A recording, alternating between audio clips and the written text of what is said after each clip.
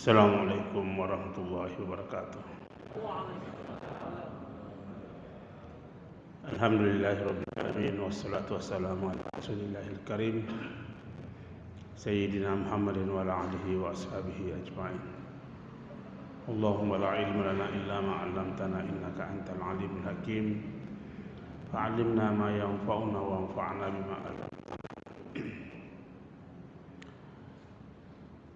Kaum muslimin dan muslimat yang saya hormatkan, alhamdulillah Allah berkenan kita bisa mencapai malam hari ini dari bulan suci Ramadan. Tentu kita memuji akan kebesarannya, kita bersyukur atas segala nikmatnya, karena ini adalah kesempatan untuk mendapatkan berkahnya bulan Ramadan ini, mendapatkan berkahnya Al-Quran, mendapatkan berkahnya puasa kita, mendapatkan berkahnya amalan-amalan sunnah kita. Tentu semuanya itu menjadi penguat akan kehidupan kita. Oleh karena yang kita hadapi boleh jadi gampang menyeret kita ke dalam kesalahan-kesalahan, dan itulah menjadi sebuah energi yang kita dapatkan di dalam bulan Ramadan ini untuk menghadapi kehidupan. Sesungguhnya manusia memang gampang terjebak dengan kesalahan, dan itulah sebabnya Allah memerintahkan kepada kita, menuntun kita untuk memohon hidayah kepadanya. Sering kita baca, ihdinas siratal mustaqim. Ya Allah, berikanlah saya hidayah untuk bisa memilih cara hidup yang benar. Nah, kita terjemahkan seperti itu. Hidup kita ini tanpa hidayah, maka itulah namanya krisis kehidupan. Apa itu hidayah? Hidayah itu ada dua macam. Ada namanya hidayatul dilalah, ada juga yang namanya hidayatul taufik.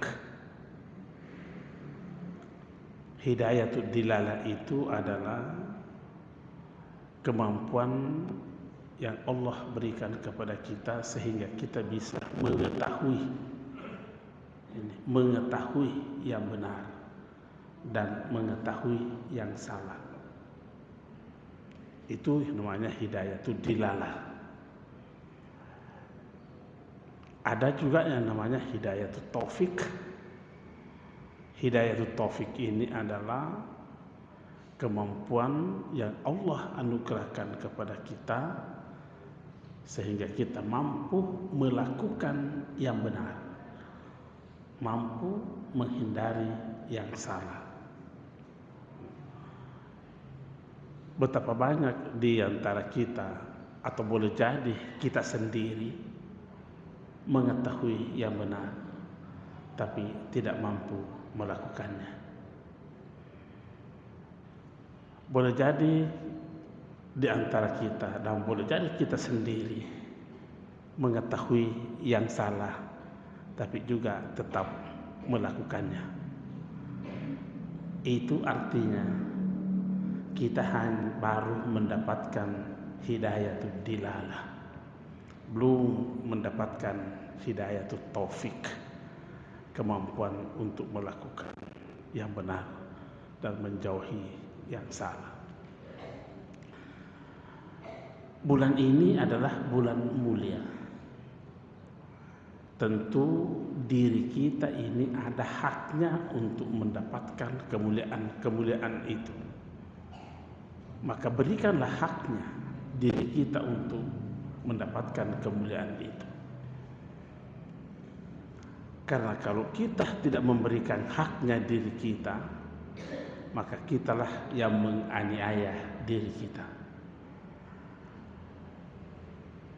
Ayat yang berkaitan dengan bulan-bulan yang mulia itu disebutkan di penghujung ayat itu dikatakan fala tazlimu fihinna anfusakum. Jangan menganiaya dirimu di bulan-bulan yang mulia itu. Apa yang dimaksud menganiaya diri? Menganiaya diri kita bandingkan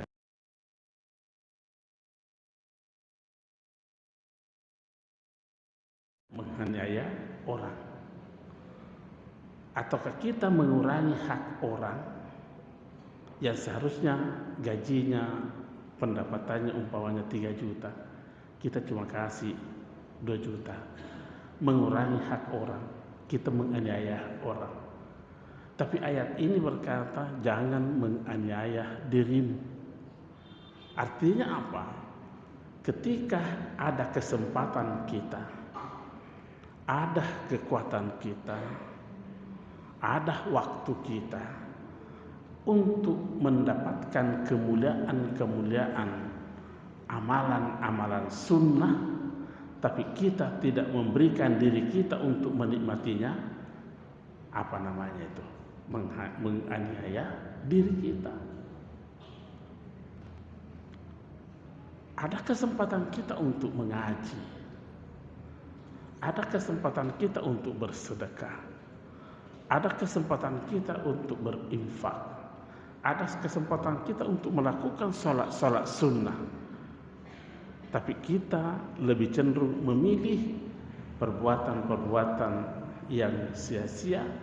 Artinya apa?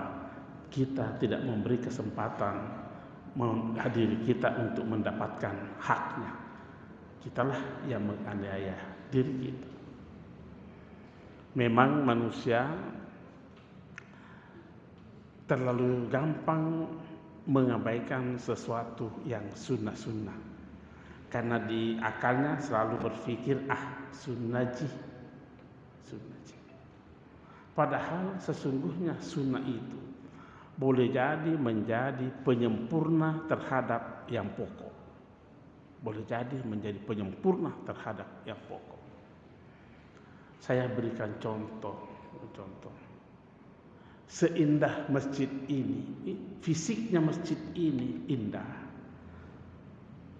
Yang pokok-pokoknya ada, tetapi tidak ada tempat wuduknya, tidak ada kamar mandinya, toiletnya.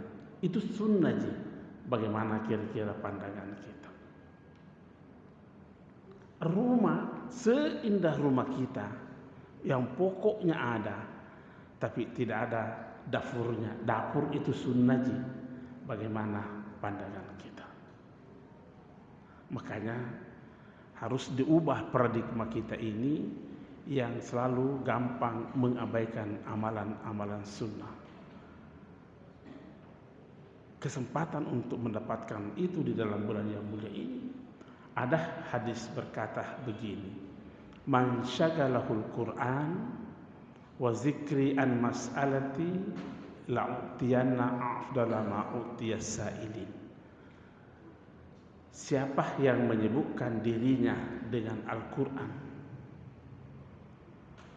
dan siapa yang menyibukkan dirinya dengan zikir-zikir sampai-sampai ia lupa berdoa kepadaku, kata Allah, saya akan memberinya sesuatu yang lebih mulia dibanding dengan orang yang meminta kepadaku. Jadi tidak meminta saja karena disibukkan dengan Al-Quran dan zikir akan mendapatkan lebih. Nah, sekarang kesempatan untuk mendapatkan keberkahan itu, bersedekah umpamanya. Karena kita selalu berpikir bukan berdasarkan dengan apa yang dituntunkan agama kita. Bersedekah umpamanya. Kadang kita malas bersedekah atau berinfak. Kenapa? Karena yang kita tanya akal kita, yang kita tanya. Kalau akal kita tanya, maka akal berkata berkurang kok. Ini yang biasa menjadi hambatan untuk bersedekah. Karena selalu kita dikatakan, berkurang kok itu. Jangan tanya akal kita, Pak. Jangan tanya nafsu kita, tanya agama kita, tanya Quran kita. Apa kata agama kita? Apa kata agama kita tentang memberi? Memberi itu adalah sama dengan mendapatkan kemudahan. Ayat berkata, fa amma man a'ta wattaqa wa saddaqa bil husna fasanuyassirhu lil yusra. Orang yang suka memberi, ujung-ujungnya ayat itu Allah akan memudahkan untuk mendapatkan kemudahan. Beda nih pendapatnya akal kita tadi itu. Bahkan kita bisa berkata begini, orang yang memberi lebih banyak ia dapat dibanding dengan orang yang diberi. Tidak masuk di akal kita ini, Pak. Karena memang ini bukan untuk akalmu dilawan berbicara. Tapi itulah kata agama kita. Saya ulangi, ini bukan ayat, bukan hadis, tapi kita mengambil dari ayat dan hadis itu. Orang yang diberi lebih banyak yang ia dapat dibanding dengan orang yang diberi. Tanya agama kita, tanya Quran kita, tanya sunnah kita. Bagaimana buktinya? Saya memberi si A seekor ikan bolu, maka yang si A dapat hanya 1 ekor ikan bolu. Tok 1. Saya sebagai pemberi bukan 1, Pak, saya dapat lebih daripada 1. Yang pertama saya dapat senangnya, gembiranya, hidupnya, hatinya si A. Itu. Yang kedua saya dapat adalah senangnya, cintanya, ridahnya Allah Subhanahu wa ta'ala. Si A tidak dapat apa-apa dari Allah, tidak dapat. Kenapa tidak dapat apa-apa dari Allah yang si A? Ya karena memang tidak ada satupun sunnah, tidak ada satupun ayat mengatakan bahwa manusia diciptakan untuk diberi, tapi kita diciptakan untuk memberi. Tidak ada satu ayat yang menyatakan bahwa kita diciptakan untuk mau dimuliakan, enggak. Tapi yang ada adalah memuliakan. Kita tidak diciptakan untuk mau dihormati, tapi kita diciptakan untuk menghormati. Kita diciptakan untuk mau dihargai, tapi kita diciptakan untuk menghargai. Ini kan semua ini adalah berdasar dari sifat-sifat ingin memberi, melepaskan ketulusan yang ada pada dirinya untuk kebahagiaan orang lain.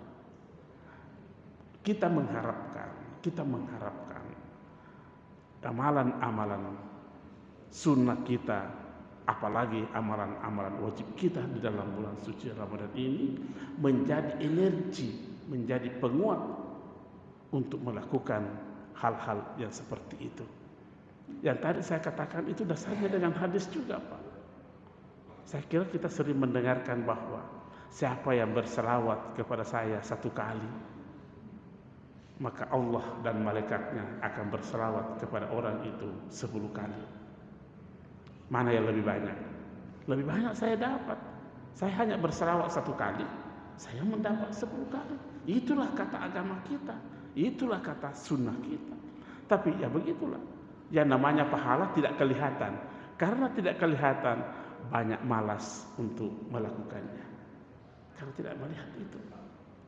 Makanya kita harus banyak berhati-hati, Pak, untuk menjaga diri kita ini.